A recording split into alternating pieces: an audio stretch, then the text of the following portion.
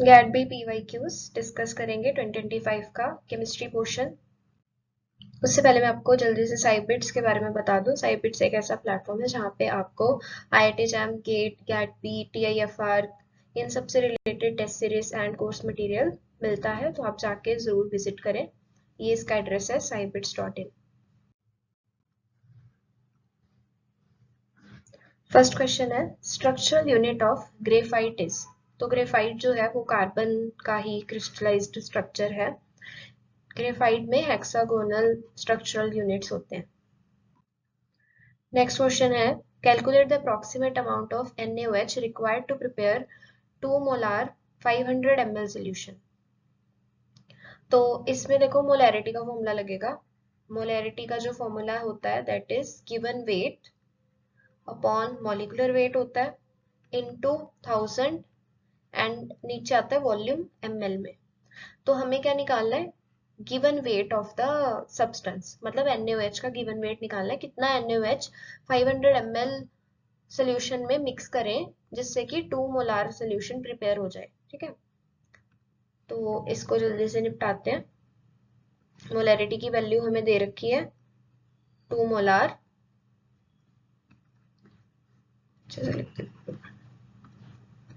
2 molar, x की जगह x ही रहने देंगे।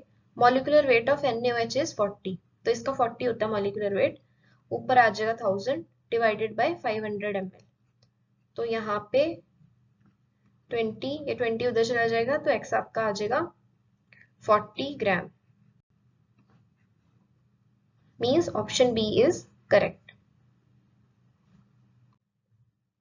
नेक्स्ट क्वेश्चन है how much water is produced in the combustion of 32 gram of methane as per the following reaction। तो देखो इसका कितना होता है मॉलिक्यूलर वेट, कार्बन का 12, 13, 14, 15 एंड 16, तो ये 16 ग्राम है, ये 32 ग्राम। इसका अगर देखें तो 44 ग्राम होता है एंड 18 टू जा 36 ग्राम। ठीक है, तो कुल मिला के बात ये है यहाँ पे कि अगर 16 ग्राम मीथेन बर्न होती है तो 36 ग्राम वाटर प्रोड्यूस होता है। लेकिन क्या बोल रहे हैं यहाँ पे 32 ग्राम बर्न करने की बात हो रही है, तो 32 ग्राम से कितना निकलेगा, 32 ग्राम से मतलब देखो ये डबल हो रहा है, तो इसका मतलब ये भी डबल हो जाएगा। तो डबल होके क्या हो जाएगा 72 ग्राम water. Means option D is correct. Next question है identify the products A B and C. तो ये रिएक्शन दे रखी है इथीन, उसको फिर वाटर से करवा रहे हैं, मतलब हाँ लेकिन एसिड की प्रेजेंस में है। फिर उसके बाद उसको SOCl2 से करवा रहे हैं, फिर अल्कोहलिक KOH से करवा रहे हैं। तो देखो सिंपल सी बात ये है कि जब भी एसिड की प्रेजेंस में हाइड्रेशन करवाई जाती है एल्कीन की, तो अल्कोहल बनता है। और कभी भी अगर अल्कोहल को SOCl2 में करवा दिया जाता है रिएक्शन, तो उसकी हेलोजिनेशन हो जाती है, मतलब एल्काइल क्लोराइड बनता है। ठीक है, और अगर एल्काइल क्लोराइड को फिर एल्कोहलिक KOH, एल्कोहलिक KOH से रिएक्शन उसकी प्रेजेंस में करवाई जाए तो वो एल्कीन बन जाता है दोबारा से। तो अब देखो यहाँ शुरू हो रहा है इथीन से, तो इथीन से इथीन का एल्कोहल क्या होगा, इथेनॉल होगा। तो देखो ऑप्शन 1 एंड 2 में से कोई करेक्ट है, थर्ड एंड फोर्थ करेक्ट नहीं है। उसके बाद क्या बनेगा, एल्काइल क्लोराइड मतलब इथाइल क्लोराइड बनेगा। इथाइल क्लोराइड तो इसमें बन रहा है, मतलब ऑप्शन ए ही करेक्ट है। उसके बाद इथीन बन रहा है, सिंपल।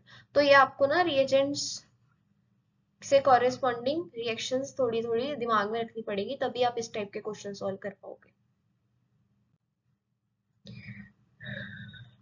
नेक्स्ट क्वेश्चन है जी Boyle's law, Charles law, Avogadro law, इन तीनों लॉज को मिला के कौन सा लॉ बनाया गया था।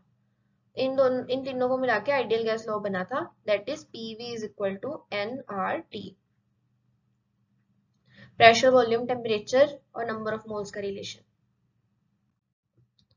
नेक्स्ट क्वेश्चन है the law of conservation of energy is the dash law of thermodynamics. तो law of conservation of energy जो है वो फर्स्ट लॉ ऑफ थर्मोडायनेमिक्स है। Arrange the following in an increasing order of their first ionization enthalpies. Lithium, sodium, potassium, तो ये जो है ये हमारे एल्कली मेटल्स हैं। तो एल्कली मेटल्स में क्या होता है, ये डाउन द ग्रुप जाते हुए जो आयनाइजेशन एनर्जी होती है वो कम होती जाती है। क्यों कम होती जाती है? क्योंकि एटम के नंबर ऑफ शेल्स बढ़ते जाते हैं। नंबर ऑफ शेल्स बढ़ने की वजह से इफेक्टिव न्यूक्लियर चार्ज कम होता जाता है। इफेक्टिव न्यूक्लियर चार्ज कम होगा तो आयनाइजेशन एनर्जी कम हो जाएगी। तो इसका मतलब ए की सबसे ज्यादा होगी, B C D and D. इस तरीके से A B C D and D, option B is correct. फिर हमारा नेक्स्ट है मैच द फॉलोइंग। हेजनबर्ग का प्रिंसिपल क्या है? हेजनबर्ग अनसर्टेनिटी प्रिंसिपल है। मतलब 1, 2 एंड 3 में से कोई भी हो सकता है, सेकंड नहीं है। उसके बाद अब जो चैडविक है, चैडविक ने डिस्कवरी ऑफ न्यूट्रॉन किया था, तो जो आपका सी है उसका सेकंड होना चाहिए, मतलब थर्ड एंड फोर्थ नहीं है, ऑप्शन फर्स्ट ही करेक्ट है। तो ये आपको हल्का हल्का याद करना पड़ेगा कि हेजनबर्ग का अनसर्टेनिटी प्रिंसिपल था, चैडविक ने न्यूट्रॉन की डिस्कवरी की थी। एंड जो आपका डाल्टन था, डाल्टन ने लॉ ऑफ मल्टीपल प्रोपोर्शंस दिया था। And Gay-Lussac's law of gaseous volume है। फिर नेक्स्ट क्वेश्चन है हमारा, what is the concentration of water in 1 litre distilled water. Distilled water में वाटर की कंसेंट्रेशन 55.5 होती है। मोलैरिटी निकाल सकते हो आप given weight by molecular weight करके। तो वाटर की डेंसिटी 1 ग्राम पर ml ही होती है। मीन्स कि 1 ml अगर मैं 1000 ml वाटर मान लूं तो मोलैरिटी यहाँ पे क्या आ जाएगी, 1000 है तो 1000 आ जाएगा ऊपर, 1000 ग्राम वाटर, वाटर का मॉलिक्यूलर वेट होता है 18, तो इसको डिवाइड करने पे 55.5 मोलार आएगा। 55.6 भी सही है, तो ऑप्शन सी करेक्ट हो गया।